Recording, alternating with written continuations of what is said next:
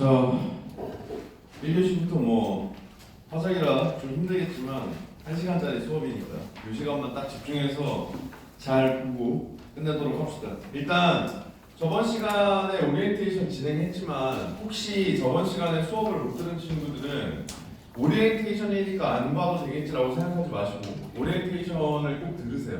내가 개인적으로 생각했을 때 내 강의뿐만 아니라 다른 선생님들 강의도 오리엔테이션 강의가 정말 중요하다고 생각하거든요.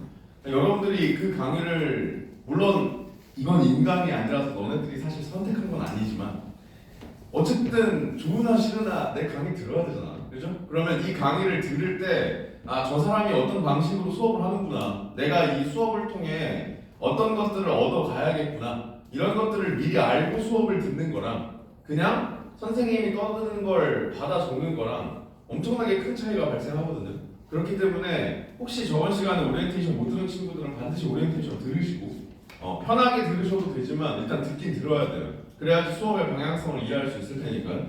그래서 저번 시간에 이야기한 내용들 포함해서 우리 앞으로 수업 어떻게 진행할지 다시 한번 오늘의 수업 내용 이야기하면 우리가 N수를 진행하는 데 있어서 사실 화법과 작문에 공부 시간을 투자하는 게 좀 아깝게 느껴질 수 있다는 거 나도 공감한다 이런 이야기를 했었습니다. 그러니까 기본적으로 화법과 작문은 난이도 자체가 사실 어려운 영역은 아니죠. 그러니까 정말 쉽게 얘기해서 너네들이 국어 시험을 본다고 했을 때 맞힐 확률이 가장 높은 영역이 화법과 작문 영역일 거 아니야. 그죠?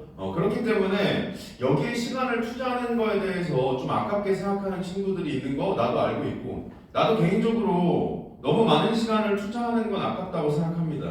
그래서 이야기했던 게 뭐였냐면 일단 첫 번째로는 수업 시간에 하는 거, 그 다음에 내가 숙제를 많이 내주지도 않을 거지만 숙제를 통해 여러분들이 문제를 푸는 거, 딱 그 정도만 해라. 그 정도만 해라. 그리고 화법과 작문을 선택한 이유가 있어야 된다 이런 이야기를 했었죠. 그러니까 언어와 매체가 싫어서 화법과 작문을 선택하는 건 안 된다. 사실 언어와 매체를 선택하는 게 국어 영역만 생각했을 때 무조건 유리하다 이런 이야기를 했었습니다. 그래서 언어와 매체로부터 도망치기 위해서 사실 화법과 작문을 선택해서는 안 되고 우리가 언매를 선택한 친구들에 비해 가진 장점을 생각해 보면 결국 시험장에 들어가기 전까지 투자해야 될 시간이 언매를 선택한 친구들은 문법을 공부하는 데 분명히 필요하죠. 그러니까 우리는 그 시간을 어떻게 활용할 것인지를 항상 생각해야 돼요. 그러니까 언매들이 언매 공부를 할 때 그 시간을 우리는 어떻게 활용할 것인가 일단 이 생각을 하셔야 됩니다. 그래서 내가 숙제도 많이 안 내주고 여기서 하는 것만 열심히 해서 화작은 딱 그걸로 끝내자라고 이야기한 것도 남은 시간을 뭐 국어를 예로 든다면 문학이나 독서 아니면 뭐 탐구나 수학, 영어 이런 과목에 재투자를 해야 됩니다. 아시겠죠? 언매 애들에 비해 여유롭다고 생각하시면 안 되고 그 시간을 다른 곳에 올바르게 활용하지 않으면 그냥 전체 시험을 불리하게 끌고 가는 것밖에 안 돼요. 그래서 그 점을 항상 명심하시고 두 번째로는 이 수업 시간에도 사실 화법과 작문 시간이지만 온전히 화법과 작문 이야기만 하지는 않겠다라고 이야기를 했었습니다. 그래서 결과적으로 과목 이름은 화법과 작문이지만 너네들한테 말하기나 글쓰기를 시킬 수는 없기 때문에 사실 시험장에서 화법과 작문 같은 경우에는 일종의 독서 하위 호환처럼 느껴질 수 있다 이런 이야기를 했었죠. 결국 텍스트를 읽고 풀어야 된다는 점은 동일하니까. 다만 차이는 뭐냐, 독서는 지문이 까다롭죠. 그러니까 지문을 이해하는 능력이 되게 중요합니다. 근데 화법과 작문은 너네들이 텍스트를 읽을 때 이게 무슨 말인지 전혀 모르겠다라는 생각은 안 들잖아요. 그죠? 따라서 원래 독서에서 요구하는 게 독해와 문제 해결력이고 여기서 얘를 주전적으로 공부를 하시잖아요. 그죠? 그 이유는 얘가 돼야 얘가 의미가 있기 때문이에요. 근데 화법과 작문은 독서는 아니지만 만약에 텍스트를 읽는다라는 점을 생각했을 때 여기에 문제가 없죠. 화법과 작문 텍스트는 너네들 읽고 이해하는데 문제가 생기진 않잖아. 그죠? 그러니까 반대로 얘를 연습하는 기회로 쓰자 이겁니다. 무슨 말인지 아시겠죠? 그래서 헌법과 장문에서는 최대한 효율적으로 접근하고 시간을 아끼는 방법 위주로 설명할 겁니다. 설명할 거고, 너네들이 독서 공부를 하면서 얘가 점점 올라와, 독해 능력이. 그래서 헌법과 장문 텍스트를 읽을 때 이해되는 정도, 그 정도 수준까지 독서 지문을 이해할 수 있게 되면 사실 여기서 하는 짓은 똑같이 할 수 있어요. 독서에서도. 무슨 말인지 알겠죠? 그걸 궁극적 지향점으로 잡자. 이게 내가 앞으로 진행할 헌법과 장문 수업의 핵심입니다. 아시겠죠? 그래서 독서 내 수업을 듣는 친구들은 알겠지만, 그거 잠깐 얘기할게. 독서 내 수업 듣는 애들 중에 손필기 안 갖고 가는 애들 빨리 갖고 가세요.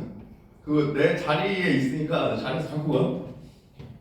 독서 수업 시간에 내 수업을 듣는 친구들은 알겠지만, 내가 기본적으로 제일 강조하는 게 숙제야, 숙제. 그죠? 숙제. 무조건 미리 풀어와야 돼요. 화장도 똑같아요. 독서는 너네들이 숙제를 하는 과정에서 너네들의 독해 실력을 점검하기 위해서 미리 풀어와야 된다면, 헌법과 장문은 너네들이 미리 풀어와야지 얘를 점검할 수 있어요. 너네들이 풀었던 방법과 내 방법을 비교해야 될 거 아니야. 그죠? 무조건 내 말을 따라오라고는 하지 않겠습니다. 근데 내 수업을 계속 듣는 친구들은 아시겠지만, 나는 기본적으로 수업의 특징 중에 하나가 그냥 해 이런 거 되게 싫어해요. 그냥 내 말 들어. 그냥 해. 내가 그런 말 하는 것도 싫어하고, 너네들이 나한테 질문을 하러 가져왔을 때도 너 왜 그렇게 푸니? 라고 물어봤을 때 누가 시켜서요? 그냥요. 이렇게 대답하는 걸 좋아하지 않습니다. 기본적으로 너네 스스로 판단할 줄 알아야 돼요. 알겠죠? 내가 이 방법을 쓰는 게 맞는지 너네들 스스로 판단해야 돼. 그래서 나는 수업할 때 기본적으로 내가 왜 이런 방식을 쓰는지를 설명하려고 노력합니다. 내가 이렇게 읽는 이유는, 내가 문제를 이렇게 접근하는 이유는 이런 생각 때문이다. 너네들이 그 이유를 듣고 저 생각이 일리가 있다 라고 생각이 들면 따라오시면 되고요. 만약에 아니 그냥 나는 내 방법이 훨씬 나은 것 같은데 하면 따라오지 않아도 돼요. 중요한 건 이거야. 어쨌든 내 방법을 들으면 방법론적인 측면을 알게 되죠. 알지만 안 하는 거랑 몰라서 못하는 건 천지차이예요. 그렇기 때문에 방법론적인 측면을 들어두는 건 의미가 있습니다. 아시겠죠? 그래서 이 방법대로 무조건 해 이렇게 이야기하진 않겠지만, 단언컨대 내가 나름대로 고민을 해온 부분도 있고, 그 다음 실제로 헌법교육론이나 장문교육론에서 가르치는 내용도 적용하려고 한 거거든요. 그러니까 효율성 측면에서는 이게 가장 효율적일 거야. 근데 가장 효율적인 게 반드시 가장 효과적인 건 아니거든요. 그러니까 누군가에게 이 방법이 안 맞을 수도 있어요. 그래서 나는 너무 안 맞는데 하는 친구들이 있다면, 뭐 지금도 헌법과 장문 전체 세트를 15분 이내에 푸는데 크게 문제가 없고, 그리고 풀면 항상 다 맞는다 하는 친구들은 굳이 지금 방법을 바꿀 필요는 없습니다. 아시겠죠? 그래서 여러분들이 쓰는 방법으로 성적을 받고 시간 관리를 하는데 크게 문제가 없다면, 저런 방법도 있구나, 내가 이유를 설명할 테니까 저렇게 풀면 저런 점에서는 장점이 있겠구나, 요 정도만 체크하시고, 반대로 아직도 헌법과 장문 문제에서 뭐 시간적인 문제나 아니면 정답률적인 측면에서 문제가 있는 친구들이 있다고 한다면, 일단 한번 너네들이 지금 내가 원래 풀던 방식대로 풀어오라고 했잖아요. 그죠? 너네들이 풀었던 방식이랑 비교하면서 저렇게 풀면 저런 식으로 풀리는구나를 체감하고 따라해보려고 노력해보세요. 그래서 여러분들께 되면, 이 방법론적인 측면이 너네들께 되면 그때부터는 조금 익숙하게 접근할 수 있을 겁니다. 효율성 측면에서도 좀 효율적일 거고요. 자, 그래서 우리가 숙제로 해보라고 했던 게, 일단 첫 번째로는 헌법과 장문 단독형 세트, 첫 번째 세트 하나를 해오라고 했었죠. 뭐 교재로 이야기하면 페이지는 4페이지고 요 세 문제를 일단 풀어오라고 했는데, 나름대로 너네들이 원래 풀던 방식대로 풀어왔겠죠. 자, 일단 지금부터는 앞에만 봅니다. 알겠죠? 책을 볼 필요가 없어요. 여기 다 타이핑 쳐왔으니까 여기만 봐. 고개를 들라는 얘기야. 아시겠죠? 일단 교재를 보면 고개를 숙이게 되고, 고개를 숙이면 잠이 와. 어쩔 수 없어. 사람이니까 당연한 거예요. 알겠죠? 그러니까 고개 숙이지 말라 이거예요. 고개 들고 여기 보세요. 그리고 여기를 볼 때도 내가 앞에서 보면 저 새끼가 아무 생각 없이 멍 때리고 있는지 아니면 대가리를 굴리고 있는지가 보입니다. 그러니까 멍하니 여기를 쳐다보고 있지 말고 앞을 보라고 하는 이유는 첫 번째로는 아까 이야기했다시피 잠 오는 걸 방지하기 위함도 있지만 두 번째로는 수업을 들으실 때 생각에 집중하라는 거예요. 알겠죠? 이 학습 태도를 여러분들이 하루라도 빨리 고쳐야 성적이 빨리 오릅니다. 너네들이 기존에 어떻게 공부해왔는지 모르겠지만 강의를 들을 때 최악의 태도가 구경이야. 무슨 말이냐면 저 사람이 뭐라고 떠드는지 듣고 있는 거, 그리고 무슨 말인지 이해도 안 되는데 받아 적는 거. 아무 도움 안 돼요. 알겠죠? 여러분들이 수업을 들을 때는 계속해서 생각을 해야 돼. 저 사람이 저 설명을 왜 저렇게 하지? 저렇게 하면 어떤 효과가 있지? 이런 고민들을 하고 너네들한테 필요한 것들을 적어야 돼. 아시겠죠? 다 적는 게 아니라. 자, 앞에만 보시고 문제 해결력을 기르기 위해 내가 너네들한테 강조하는 건 이겁니다. 문제를 통해 지문을 읽을 겁니다. 그러니까 이게 무슨 말이냐면 우리가 텍스트를 읽는 목적이 뭐예요?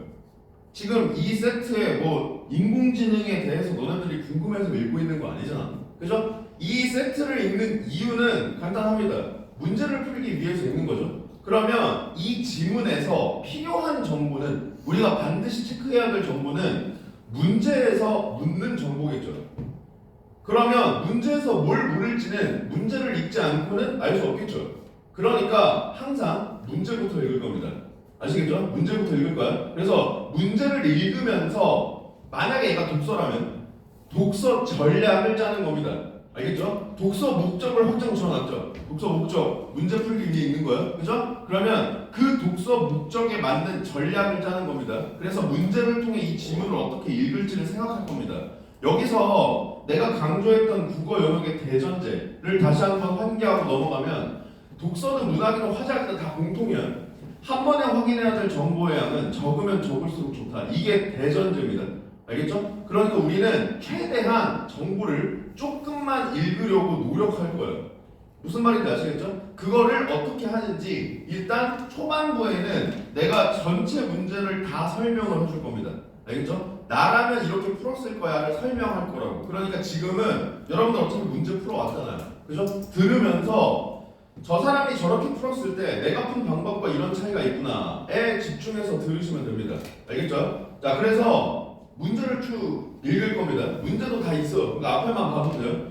1번 봤더니 위 발표에 대한 설명으로 가장 적절한 걸 고르래요. 그럼 얘는 일치불일치 유형이죠. 우리가 흔히 이야기하는 일치불일치 유형이죠. 자, 일치불일치 유형은 제일 뒤로 뺄 겁니다.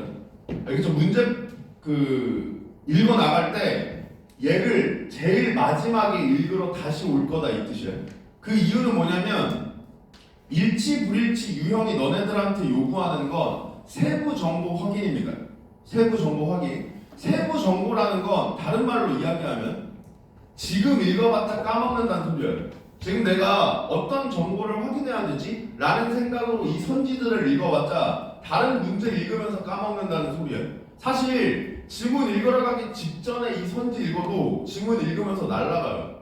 그런 와중에 지금 이걸 읽어봤자 다른 문제 보면서 까먹을 테니 지금은 그냥 일치불일치를 확인하고 넘기는 거예요. 무슨 말인지 일치불일치 나중에 와서 읽어야겠다. 지문 읽으러 가기 직전에 선지를 정독해야겠다. 이 생각만 하는 겁니다. 지문 읽으러 가기 직전에 선지를 읽으려고 하는 이유는 간단해요. 최대한 내가 세부 정보가 머리에 있을 때 지문을 읽겠다. 이 의도예요. 무슨 말인지 알겠죠? 넘어가. 2번이죠. 다음은 학생들이 발표를 들으며 떠올리는 생각이래. 이를 바탕으로 듣기 활동을 이해한 내용으로 적절하지 않은 걸 고르래. 자, 그러면 문제에서 2가 받는 게 얘일 거고요. 그죠? 그럼 발문에서 지금 우리가 뭘 알 수 있냐면 얘에 대한 일치불일치를 묻겠다죠. 얘에 대한 일치불일치를 묻겠다죠. 그러면 지금 이 순간 얘는 풀러갑니다. 그냥. 무슨 말인지 알겠죠? 지금 내가 문제를 보면서 발문을 보니까 보기에 대한 일치불일치를 물으려고 하는구나를 파악했죠. 그러면 얘는 지문 아직 안 읽었지만 그냥 바로 풀러갑니다. 바로 풀러갈 거야. 바로 풀러갈 건데 여기서도 마찬가지야. 이거 되게 짜잘한 거지만 이런 사고방식이 중요하기 때문에 강조하는 건데 한 번에 확인해야 될 정보의 양을 적으면 적을수록 좋다 그랬죠. 그리고 우리 어떻게 할 거냐면 이것도 다 쪼갤 거예요. 다 쪼갤 거야. 무슨 말이냐면 학생 1 읽고 학생 1과 관련된 선지 그냥 체크하러 갈 겁니다. 얼마 안 되는 거 알아요. 이거 솔직히 1, 2, 3 다 읽고 선지에 확인해도 아무 문제 없어. 그거 아는데 이런 사고 방식에 익숙해지라 이 얘기야. 한 번에 확인해야 될 정보의 양을 최소화하려는 의도에 집중하라 이 얘기야. 알겠죠? 자 그러면 실제로 이렇게 보게 돼요. 실제로 이렇게 보게 돼. 내가 생각을 하고 들어가면 자 예를 읽어요. 학생 1. 창작은 독창성을 중요시한다고 책에서 읽은 적이 있는데 인공지능이 만든 예술작품은 대상을 복제, 분석한 결과물이라는 점에서 창작이 아니지 않을까? 읽었죠? 그러면 학생 1이 달려있는 선지만 보러 가는 겁니다. 그럼 1번 학생 1은 발표 내용에 대해 의문을 제기하며 들었다. 나와들어요. 맞죠? 어디? 여기 있죠? 그죠? 그럼 얘 맞고 그죠? 그 다음 학생 2는 아직 몰라요. 학생 2는 아직 몰라. 학생 1은 발표 내용과 관련된 자신의 경험을 떠올리며 들었다. 나와들어요. 어디? 여기 있죠 여기. 그죠? 그럼 얘 맞아요. 물론 정확히 얘기하면 사실 그냥 선지에 동그라미를 치면 안 됩니다. 나는 사실 OX를 무조건 여기다 치거든요. 나는 개인적으로 선지에다 여기다 OX를 쳤는데 내가 여기다가 확실히 동그라미 안 친 이유는 그럴 가능성은 거의 없겠지만 얘가 아닐 수도 있어요. 그죠? 의문을 던졌다라는 걸 확인할 수 있어요. 근데 앞에 내용이 발표 내용인지 아직 내가 지문을 안 읽었기 때문에 확신이 없잖아. 그죠? 그러니까 뒤에 부분에만 일단 동그라미를 쳐놓는 거야. 지금 하는 내 이 모든 행위가 한 번에 확인해야 될 정보의 양을 최소화하는 행위야. 이걸 나눈 것도 이걸 나눈 거지만 사실 이 선지도 이렇게 찢어놓은 겁니다. 지금 무슨 말인지 알겠죠? 이렇게 찢어서 이 뒤에는 맞다라는 체크를 해놓은 거라고. 얘도 마찬가지야. 학생 1이 자신의 경험을 떠올리며 들었다. 얘는 맞아. 그죠? 자 그럼 이 다음에 누구를 읽으러 가야 돼? 학생 2를 읽으러 가야겠죠. 왜요? 생각해. 봐봐. 솔직히 이런 생각 안 해도 이거 풀어서 맞히는 거 알아요. 아는데 내가 너네들한테 강조하고 싶은 건 처음에도 이야기했지만 화작 시간을 화작만 가지고 이야기하기 너무 아까워. 그러니까 너네들한테 기본적인 사고력을 기르게 하려고 하는 거야. 계속 질문하는 거야. 왜 학생 2를 읽으려고 하는데요, 너는? 두 번째라서? 그러니까 2도 있고 사실 3도 있잖아. 학생 2도 있고 학생 3도 있잖아. 왜 학생 2를 읽어야 돼? 여기 학생 2가 있기 때문에 읽어야 돼. 이 생각이 있어야 돼. 무슨 말인지 만약 여기가 학생 3이면 나는 학생 3을 읽을 겁니다. 무슨 말인지 알겠죠? 왜? 나는 이건 지금 읽었잖아. 이거 읽었죠? 이 선지를 얘를 확인하기 위해서 읽었죠? 그럼 무슨 생각을 할 수 있냐면 이게 있는지를 타겟팅해서 얘를 읽을 수가 있어요. 무슨 말인지 알겠죠? 내가 지금 이걸 이미 읽었으니까 그렇기 때문에 나는 학생 2를 읽을 거야. 무슨 얘기인지 알겠죠? 만약 여기 학생 3이었으면 난 학생 3을 읽을 거야. 무슨 말인지 알겠지? 자 그래서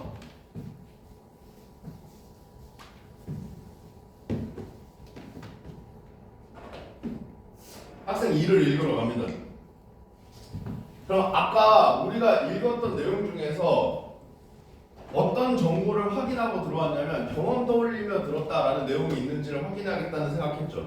그죠? 그러면 얘를 읽을 때도 머릿속에 경험 떠올리며 읽는 부분이 있는지는 체크해야 된다는 생각이 있어야 돼요. 그래야지 그 정보는 놓치지 않는다고.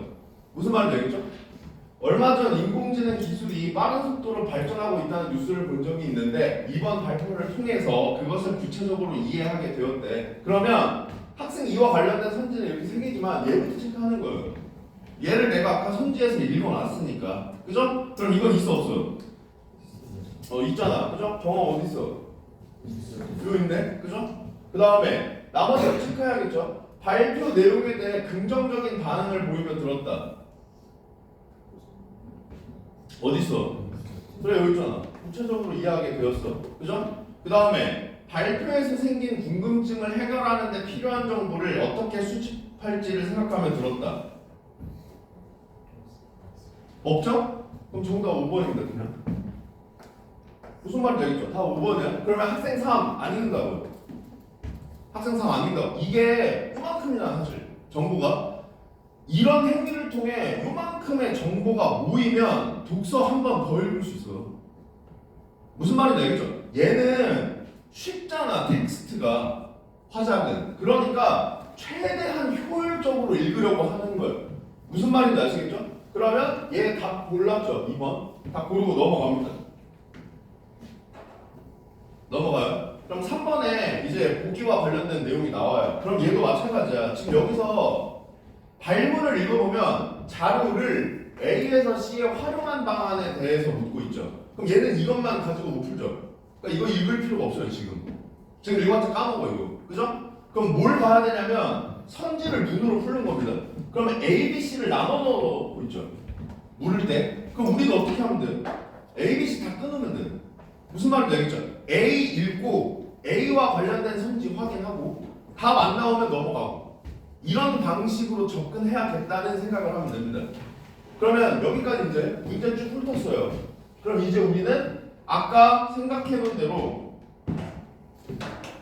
일치불일치의 선지를 읽을 겁니다. 이제 선지. 그러니까 내가 이 발표 텍스트를 읽을 때 어떤 정보들을 확인해야 될지를 미리 체크하는 거예요. 자, 그럼 1번. 발표를 마무리할 때 주요 내용을 언급하며 그와 관련하여 청중의 관심을 촉구하고 있다. 자, 이거는 화작이야. 이거 화작 얘기야. 알겠죠? 화작 얘기니까 이런 것들은 그냥 그때그때 가져가세요. 내가 OT 때도 이야기했지만 화작에만 필요한 내용이 전혀 없는 건 아니거든요. 그러면 그런 부분들은 양이 얼마 안 되니까 그냥 얘기할 때마다 가져가. 아시겠죠? 뭐냐면 발표를 마무리할 때와 시작할 때라는 발언 있죠. 얘는 화작을 기준으로는 상당히 중요한 키워드다. 이게 독서에서는 저딴 거 안 물어봐요. 그죠? 독서에서 끝부분에서 처음 부분에 이런 거 안 물어보죠. 이건 화작에서만 묻는단 말이에요. 얘네가 나오면 중요하게 생각해야 돼. 왜 그러냐면 첫 번째, 마무리할 때 시작할 때 저 진술이 보이는 순간 우리는 마무리 부분 혹은 시작 부분만 봐도 이 선지를 체크할 수 있습니다. 전체 내용과 상관없이. 무슨 말인지 알겠죠? 두 번째, 사실 얘가 더 중요해요. 이 뒤에 내용이 글에 실제로 등장해도 마무리 부분에서 얘기하는 게 아니면 적절하지 않다. 이 생각을 해야 돼요. 안 그러면 실수로 틀려요. 그러니까 이게 실력적인 측면이 아니라 우리가 독서에서는 사실 전체 글에 대한 일치불일치를 묻고 너네들이 공부 시간을 투자하는 것도 독서가 압도적이잖아. 그러다 보니까 글에 나온 내용은 적절하다는 생각을 한단 말이야, 자연스럽게. 근데 화작에서는 이 내용이 있어도 마무리가 아니면 틀리다고 이 생각을 해야 돼요. 무슨 말인지 알겠죠? 안 그러면 실수를 할 수 있으니까. 그러니까 우리가 이런 이야기 하죠. 실수도 실력이다. 이런 얘기 하잖아. 그냥 일반적으로. 왜 실수가 실력이에요? 사실 실수를 안 하는 사람은 없어요. 그죠? 그러니까 정확하게 얘기하면 실수가 실력인 게 아니라 실수가 반복되면 실력일 가능성이 높은 겁니다. 그럼 실수가 반복되면 왜 실력일 가능성이 높냐면 또 실수했어? 이게 아니라 실수의 가능성을 최소화할 방법을 생각하지 않았기 때문에 그래요. 그러니까 무슨 말이냐면 너네들이 실수로 틀린 문제들을 어떻게 피드백하는지를 생각해보세요. 예를 들어서 내가 적절한 걸 고르라고 했는데 적절하지 않은 걸 고르라고 착각해서 1번을 골라서 틀렸어요. 그럼 실수로 틀렸죠. 그럼 보통 애들이 어떻게 피드백하냐면 다음부터 실수하지 않아야겠다 이렇게 피드백해요. 아니 실수하라고 실수했냐고. 그럼 피드백이 안 된다. 왜? 달라질 게 없어요. 그러면 너네들 스스로 생각해야 돼. 얘를 최소화하려면 이런 실수를 내가 전혀 안 하게 할 수는 없겠지만 지금보다 덜 하게 만들려면 어떤 방법을 써야 될까? 이런 생각을 해야 된다고. 사실 내가 아까 선지에다 OX 체크한다고 그랬죠. 이 이유가 나도 적절한 거 적절하지 않은 거 고르라는 유형의 문제를 자주 틀렸어요. 수험생 때 실수로 성격이 또 급하다 보니까 실수로 자주 틀렸어. 그래서 그걸 어떻게 하면 최소화할 수 있을까를 고민하다가 나는 지금은 어떤 방식으로 푸냐면 일단 여기에 적절한 건 동그라미, 적절하지 않은 건 X를 쳐요. 발문에. 그 다음에 여기에 OX를 체크하죠. 그러면 두 번 검토할 수 있어. 첫 번째, 얘랑 기호가 같아야 돼요. 정답으로 마킹하려는. 그죠? 두 번째, 하나만 달라야 돼요. 이렇게 두 가지 방법으로 검토하고 마킹한단 말이에요. 그럼 실수의 가능성을 조금이라도 줄일 수 있겠죠. 이게 내 나름대로 혼자 고민한 거란 말이야. 그러니까 이 과정을 거쳐야 돼. 물론 이럴 수 있어요. 이걸 실수를 어떻게 줄여야지? 라고 생각해도 답이 안 나올 수도 있다. 근데 중요한 건 실수를 어떻게 줄여야지 라는 생각을 하는 것만으로도 실수의 가능성을 줍니다. 무슨 말인지 알겠죠? 아무 생각 없이 실수를 줄여야겠다 이렇게 넘어가는 거랑 이 실수를 안 하려면 어떻게 해야 될까를 고민해서 답이 안 나오더라도 고민을 했다면 준다고. 그래서 그게 중요하다고. 같은 맥락에서 내가 OT 때도 이야기했지만 너네들 틀린 이유 모아놓으라고 그랬죠. 1년 동안 모의고사 같은 거 치르면서 문제를 틀려요. 그러면 그 틀린 이유를 모으세요. 1년 동안. 그리고 그 틀린 이유를 모아서 여러 가지가 있을 수가 있겠죠. 실수도 있을 수 있고요. 적절한 걸 고르라고 했는데 적절하지 않은 걸 골랐다. 이런 게 있을 수도 있고요. 아니면 무언가를 몰랐을 수도 있겠죠. 어떤 특정 개념을 몰랐다. 이런 것들이 있을 수가 있겠죠. 그런 틀린 이유들을 모아서 그거를 수능날 가져가. 수능날 가져가서 시험 직전에 아침에 시험 직전에 1년 동안 틀린 이유들을 읽어보는 겁니다. 읽어보는 거야. 예를 들어서 어떤 실수를 했는지 아니면 이 개념을 몰랐었는데 지금은 내가 알고 있는지 이런 방식으로 시험 직전에 1년 동안 틀린 이유들을 읽고 시험에 들어가면 적어도 그 시험에서 같은 실수를 할 가능성이 줄어요. 근데 이거는 남이 만들어줄 수가 없어요. 왜냐면 틀린 이유들은 다 각양각색일 거 아니야. 너네들 스스로 만들어야 돼. 무슨 말인지 알겠죠? 자, 다시 돌아와서 마무리 시작. 얘네들은 화작에선 되게 중요한 키워드입니다. 아까도 이야기했지만 마무리 시작 부분만 봐도 되고 그 다음 뒤에 나와 있는 요 내용이 마무리 파트가 아닌 부분에서 나오면 적절하지 않다. 이런 생각을 가져야 된다는 측면에서 그래야지 실수를 줄일 수 있다. 이런 이야기를 하고 있었습니다. 자, 그러면 실제로 이 성질을 보면 나는 어떻게 하냐. 지금 내가 얘가 중요하다고 이야기하기 위해서 얘를 봤지만 1번에 마무리할 때 주요 내용 언급하며 그와 관련하여 청중의 관심을 촉구하고 있다. 저거 보자마자 그냥 바로 마지막 부분 보러 갑니다. 그냥 바로 마지막 부분 보러 가요. 이게 마지막 부분이야. 제일 마지막 문단. 자, 그럼 봐. 인공지능이 창작 영역을 넓혀감에 따라 우리는 다양한 성격의 예술작품을 즐길 수 있게 될 것입니다. 하지만 앞서 말씀드린 것처럼 얘기했다는 얘기죠. 그러면 나 앞에 안 읽었지만 이 얘기를 앞에서 했다는 얘기야. 앞서 말씀드린 것처럼 대비해야 하는 문제점도 있습니다. 인공지능의 예술작품 창작에 보다 많은 관심을 기울여야 할 때입니다. 이상으로 발표를 마치겠습니다. 그럼 마무리할 때 주요 내용 언급하며 청중의 관심 촉구한다. 맞아요. 맞죠? 그럼 1번이야 그냥 이거. 나머지 다 안 봅니다. 나머지 다 안 봐. 그러면 이게 솔직히 얘기하면 무조건 이런 케이스로 풀리진 않아. 이건 약간 운이 좋은 건데 일반 선지에서 일치불일치를 제꼈죠.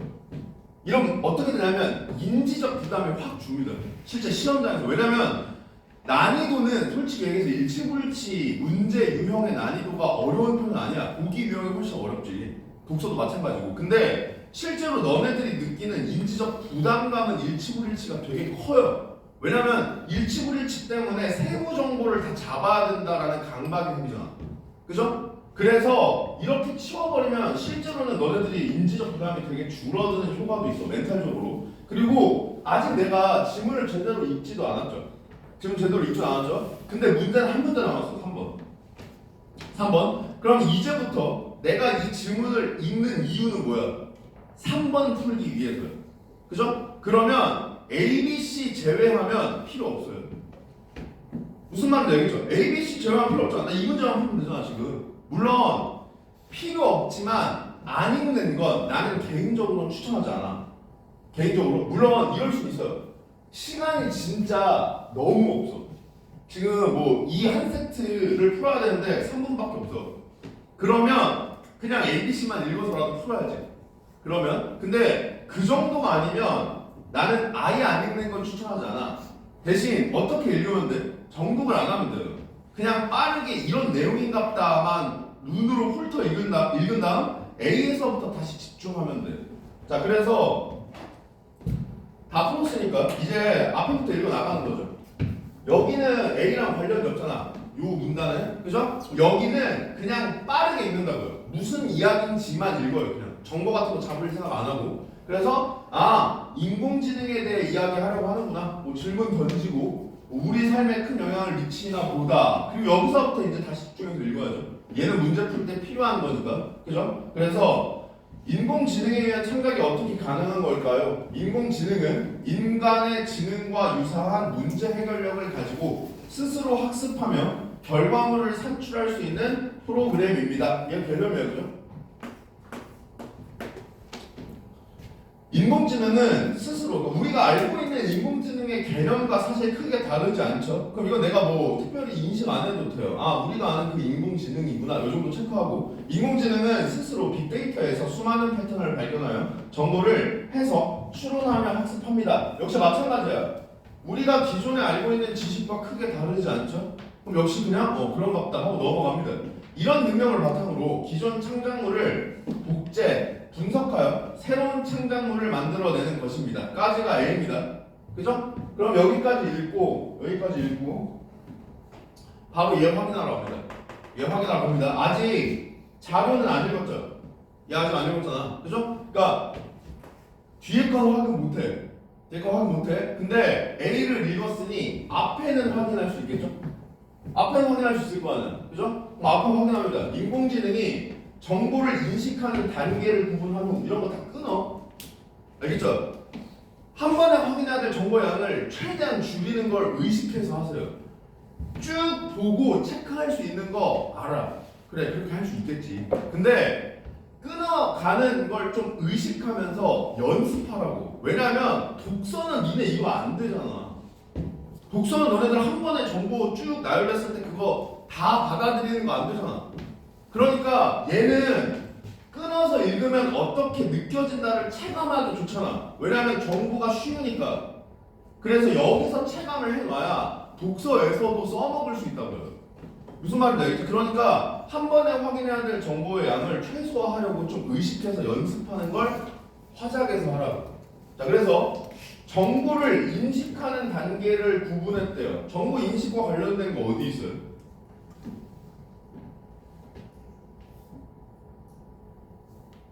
어디 있어? 정보 인식. 인식이라는 단어는 없지만 인식이 뭔데요? 이 어휘가 뭔데? 이거 내가 강조했지 저번에. 어휘 찾아. 어휘 무조건 찾아. 진짜 어휘는 개지랄할 거야 진짜로. 알겠죠? 야, 인식을 몰라? 이것 때문에 지랄하는 게 아니라 너네들 스스로. 내가 공부에서 제일 중요한 게 뭐라 그랬어? 자기 점검이에요. 공부 쉽게 얘기하면 내가 모르는 걸 알아가는 거예요. 내가 모르는 걸 알아가려면 내가 뭘 모르는지를 알아야 된다니까. 그러니까 어떤 공부든 간에 시발점은, 녹한 거 아니야? 시발점, 내가 시작하는 지점, 내가 뭘 모르는지를 아는 것부터 시작이야. 그러려면 너네들 스스로에게 끊임없이 물어봐야 돼요. 너 진짜 이거 알아? 이걸 너네한테 물어야 된다고요. 너네 스스로에게 물어보지 않으면 앞에서 설명하는 걸 듣고만 있게 된다니까. 너네들이 모르는 걸 알아가야 되는데 설명하는 걸 다 받아들이려고만 한다고. 그럼 늘지 않는다니까. 무슨 말인지 알겠죠? 그래서 제일 작은 단위잖아, 단어는. 그죠? 그러니까 단어에서부터 그걸 습관화하라 이거야.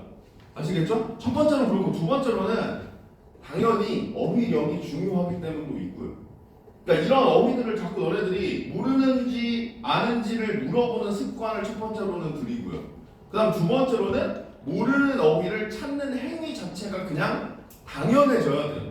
모르는 건 당연히 찾는 거지. 이렇게 돼야 돼. 그게 쌓여야 나중에 어휘에서 문제 안 된다니까. 그러니까 너네 아니야, 너네? 그 9월 모평 영어에서 각주에 간헐적 딸렸던 거 니네 연도 아닌가? 너네 한년 선배인가? 이때 막 기사 나오고 난리가 아니었어. 외국어 그 영어 모평에서 각주에 우리말로 이걸 달아준 거야. 영어 어휘의 뜻을, 자, 이 어휘의 뜻은 간헐적입니다 라고 달아준 거야. 근데 애들이 이게 뭔 뜻인지 몰라서 틀렸다니까요. 여기서도 지금 약간 눈동자가 흔들리는 애들이 있는데, 그럼 그 흔들리는 애들은 간헐적이 뭔가 이렇게 생각하고 있는 걸 수 있겠죠? 반대로 얘기하면 지금 만약에 얘를 몰라요. 그러면 영어 시험에 우리말로 해석을 달아줬는데도 틀리는 거 아니야. 무슨 말인지 알겠어요? 이게 요즘에 그 애들 문해력 심각하다 이러면서 기사 나왔던 거였거든요.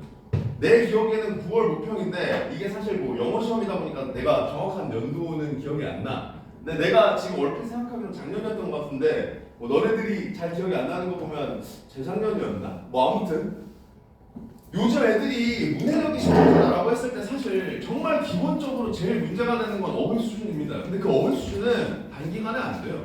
단기간에 안 돼. 그러니까 그냥 계속 쌓아가야 돼. 쌓아가야 돼. 그래서 내가 오죽하면 너네들한테 무슨 이야기도 했었어. 우리말 어휘집을 만들라니까 그냥. 우리말 어휘집을 만들어. 오바라고 생각하지 말고 만드세요. 만들어 보면 오바가 아니라는 걸 너네가 알게 돼. 왜? 생각보다 찾을 어휘가 많거든. 그래서 무슨 영어 어휘장 만들듯이 단어 적고 의미 적고 외워라 이게 아니라 모르는 어휘를 일단 적어요. 그 다음 사전에서 찾았죠. 그럼 사전에 뜻이 적혀 있을 거 아니야. 그죠? 그럼 그 뜻을 너네가 이해한 바대로 적어요. 그냥 아 이런 뜻이구나 라고 적으라고. 왜냐면 우리말이잖아. 그러니까 사전을 외울 필요는 없어요. 이런 뜻이구나 알면 돼. 선생님 저는 제 말로 못 바꾸겠는데요. 그러면 사전을 그대로 쓰기보다는 차라리 사전에 나와 있는 예문을 적어요. 차라리 예문을 적어. 그래야지 문맥을 알 거 아니야. 그리고 얘를 꺼내서 외우라는 게 아니라 그냥 시간 날 때마다 한 번씩 읽어봐. 읽어봐. 그리고 누적시켜. 그러면 나중에 이런 경우가 생긴다고요. 한 단어를 내가 2개를 찾았다는 걸 알게 돼. 나중에 사전을 너네들이 만든 어휘장을 쭉 읽어보면 그럼 이게 뭘 전제하는 거냐? 첫 번째 기출문제를 풀다가 쌓았죠. 그러니까 얘는 자주 기출된다는 어휘야. 그죠? 자주 기출되는 어휘라는 뜻이야. 근데 너네들이 이걸 2번 적었죠. 그럼 나는 이게 잘 안 외워진다는 소리야. 그죠? 그럼 이 단어장을 보면 너네들은 자주 기출되는 어휘 중에 내가 잘 못 외우는 어휘를 가장 자주 보게 된다고. 무슨 말인지 알겠죠? 그러니까 되게 효율적인 공부 방법이 된다고. 그리고 서브로 이거 사실 서브인데 수능에서 어휘 문제 나오죠. 어휘 문제 나오잖아요. 수능은 국가고시잖아. 그러면 어휘 문제를 출제할 때 절대로 이의제기 안 걸리게 하는 방법이 뭘까요? 무조건 거기 나오는 예시 문단 다 사전 거예요. 사전에 있는 예문만 돼요. 실제로 너네들 수능 기출문제 어휘 아무거나 찾아서 검색해보면 그 단어 예문에 수능에 출제된 예문 무조건 있습니다. 아시겠죠? 그러니까 이거를 자주 반복하다 보면 가능성은 매우 희박하지만 어떻게 될 수도 있냐? 너네들이 본 문장이 시험에 나올 수도 있어요. 무슨 말인지 알겠죠? 그거는 사실 서브고 진짜 노리는 건 이거. 자주 기출되는 어휘 중에 내가 잘 못 외우는 어휘를 가장 자주 보는 공부 방법을 만드는 거. 그게 내 어휘장을 만드는 거라고. 무슨 말인지 아시겠죠? 자 다시 돌아와서 인식이 뭐야? 식은 아는 거고 이는 인지하는 거야. 그러니까 인식이라는 건 봐서 아는 거야. 보고 아는 거. 여기서 지금 뭐 빅데이터에서 수많은 패턴을 발견하여 정보를 해석, 추론하며 학습한다. 이게 일종의 인식이 될 수 있어요. 의미상. 그죠? 근데 뭐 단계도 그러면 해석, 추론, 학습으로 나눴다 쳐. 물론 그것도 말이 안 되지만 사실 여기서는 이미 얘는 나가는데 만약에 그렇게 생각한다고 치더라도 이건 없잖아 아예. 그죠? 그러면 얘도 볼 필요 없어. 어차피 앞에서 나가리 됐잖아. 그죠? 그러면 1번 지우고 그 다음 B 읽으러 가는 거죠.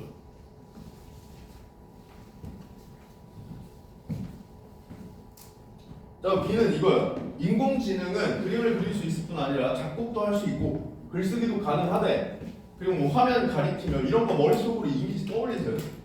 알겠죠? 실제 이건 발표 상황인 거잖아. 그러니까 내가 지금 이렇게 하는 것처럼 이런 이미지를 떠올리세요. 그래야지 이걸 외우려고 하는 게 아니라 자연스럽게 머리에 남는다. 아시겠죠? 가리키면서 여기 인공지능이 창작한 소설의 일부가 있대. 그 내용을 보면 아직까지는 인간의 창작 수준에 미치지 못하고 있어. 배경 설정도 미흡하고 사건 전개 개연성도 떨어지고 감정을 세밀하게 그리지 못하고 있어요. 하지만 연구자들은 몇 년 이내 인공지능이 스스로 소설을 창작할 수 있을 거라고 전망한대. 이에 따라 머지않은 미래에는 우리가 향유할 수 있는 예술작품이 다양해질 것이다. 이런 거 다 어휘죠? 향유가 뭐예요?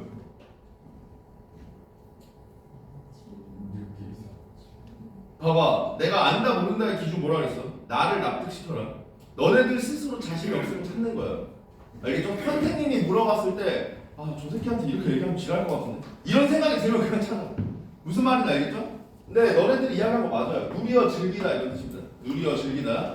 어쨌든 여기 읽었죠? 자 그럼 B 보러 갑니다. 인공지능의 현대 창작 수준을 판단하여 그 한계를 제시하는데 일단 맞아들어요. 맞죠? 아직까지는 인간의 창작 수준에 미치지 못한다. 그죠? 맞아? 그러면 자료 2를 활용하였다라고 했으니까 그냥 자료 2를 보러 가는 겁니다. 자료가 1, 2, 3이 나와있으면 그냥 2를 보러 가는 거예요. 여기서 2를 활용하였다를 체크해야 되니까. 그죠? 그럼 자료 2에 창작 수준의 한계와 관련된 정보 있어 없어? 있죠? 배경 창조할 수 있어야 돼. 그리고 세세한 감정을 이해해야 돼. 근데 감정 세밀하게 그리지 못하고 배경 설정 미흡해. 그럼 얘 맞죠? 얘 맞잖아. 그죠? 정답 2번 끝났어요. 나머지는 다 읽을 필요 없어. 그냥 넘어간다 이 세트. 무슨 말인지 알겠지? 이렇게 풀면 시간을 여러분들이 조금이라도 아낄 수 있다고. 이 방법을 앞으로 계속해서 반복할 겁니다. 알겠죠? 반복할 거야. 초반에는 지금 하는 것처럼 모든 세트에 할당되어 있는 모든 문제를 같이 볼 거고요. 같이 볼 거고 너네들이 어느 정도 익숙해지면 다 보여주는 게 아니라 뭐 말로만 설명하든지 아니면 너네들한테 질문을 받고 넘어가든지 그리고 거기서 그게 더 익숙해지면 아예 여기서 시간 재고 푼 다음에 피드백만 하고 끝내고 이런 방식으로 점점 바꿔나갈 거예요. 그래서 처음에 OT 때도 이야기했지만 궁극적으로는 그냥 너네들이 한 일주일에 2세트, 3세트 정도 여기서 말하는 2세트, 3세트의 그 세트 기준은 모의고사 한 세트를 얘기하는 거예요. 화법, 통합, 작문 이렇게 한 세트씩 그죠? 이거를 한 2-3세트씩만 쭉쭉쭉 돌리면서 감각을 유지하는 정도로 만드는 걸 목표로 하고 나머지는 싹 다 수학, 문학, 독서, 영어, 탐구 여기에 투자해. 무슨 말인지 알겠죠? 그게 우리의 수업의 지향점이고 그리고 한 걸음 더 나아가서 지금 내가 너네들한테 설명할 때 사실 이 문제와 관련해서 이렇게 풀어야만 한다라고 이야기한 게 아니라 이런 생각을 가지면 이렇게 풀 수 있다라는 것들을 설명했죠. 그 사고방식을 익히는 데 집중하세요. 왜냐하면 그런 사고방식은 문학이든 독서이든 다른 데에도 다 쓸 수 있는 사고방식이니까. 그래서 OT 때 얘기했던 것처럼 우리가 온전히 화작 공부만 1시간씩 여기에 갖다 박는다라고 하면 이 시간이 좀 아까울 수 있으니 나도 내 나름대로 여러분들이 1시간을 여기에 투자하는 걸 아깝지 않게 만들려고 노력할 거고요. 여러분들도 여러분 나름대로 요 시간에만 그리고 숙제 부분만 좀 집중해서 잘 해오시고 나머지 시간에 엄매들은 엄매하는데 난 엄매 아니니까 놀아야지 이렇게 생각하지 마시고 그 시간에 수학이든 문학이든 독서든 탐구든 영어든 다른 공부를 반드시 진행하세요. 무슨 말인지 아시겠죠? 자, 그 다음에 추가적으로 우리 통합형 또 한 세트 내가 사실 해오라고 했었죠. 30페이지.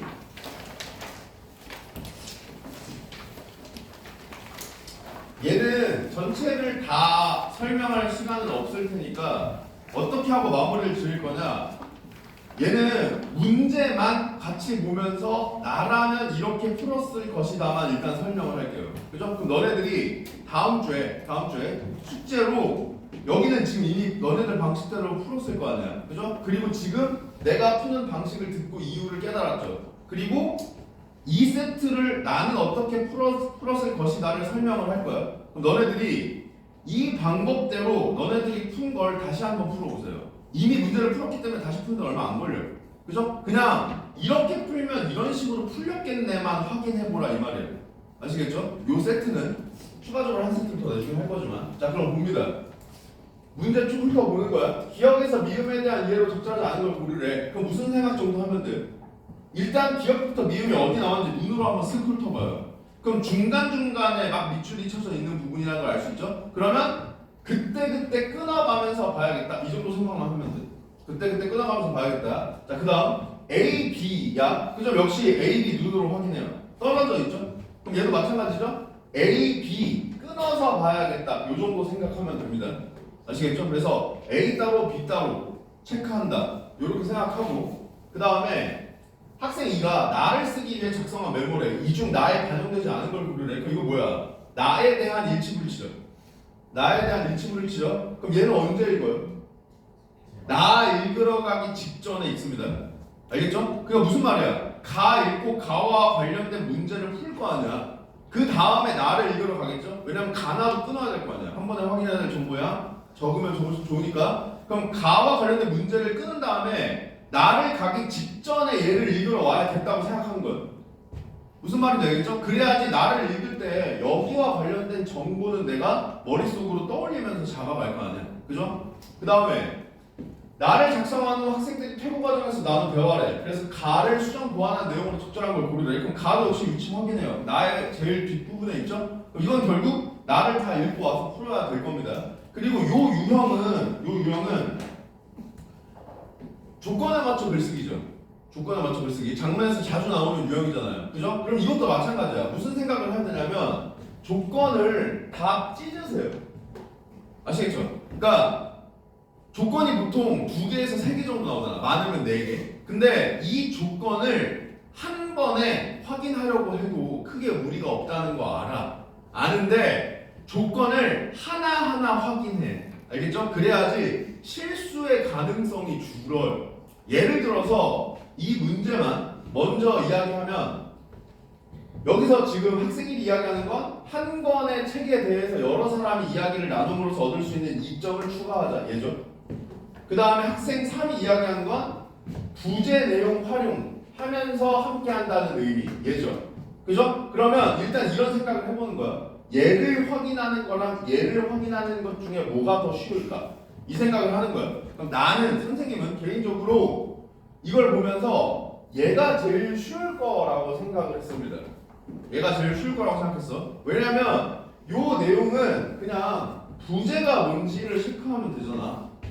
그죠? 그러면 우리들의 소중한 추억이 될 독서 대화 이거잖아. 그죠? 그럼 이 내용이 있는 것부터 1번부터 5번까지 OX만 쭉 체크하는 거야. 쭉 체크하는 거야. 그래서 만약에 몇 개가 남았어. 그러면 그때 이제 얘도 확인하는 거죠. 이런 방식으로 접근하는 게 실수의 가능성을 줄일 수 있다. 알겠죠? 이렇게 풀어야만 맞출 수 있다는 아니지만 솔직히 이 정도는 한 번에 확인할 수 있겠지. 나도 너네들이 그 정도 능력이 있다고는 믿는데 그렇게 푸는 것보다 찢어서 푸는 게 실수의 가능성을 줄일 수 있다는 측면에서 조금이라도 실수를 안 해야 될 거 아니야. 특히 화작은. 그죠? 그러니까 이렇게 접근하는 걸 추천합니다. 아시겠죠?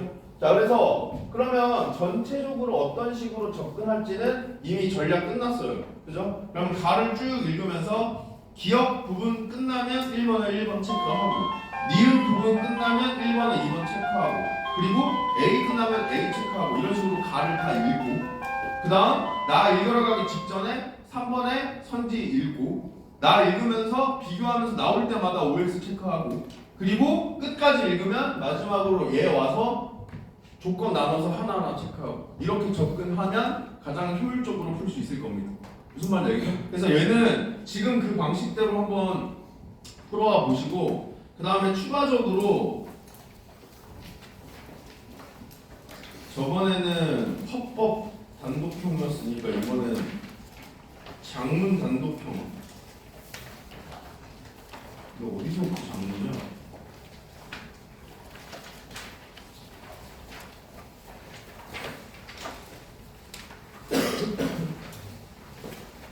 (24쪽부터) 장문인 것 같아요.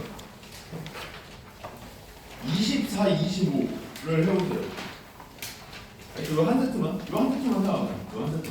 요 한 세트만 해보고 여기 통합형 이거 다시 한번 풀어오고. 그래서 만약에 시간적으로 조금 다음 주에 여유가 있다라고 한다면 화법 단독형이나 이런 것들을 시간 내에 한번 또 풀어보는 연습을 하도록 하겠습니다. 알겠죠? 네, 고생하셨습니다.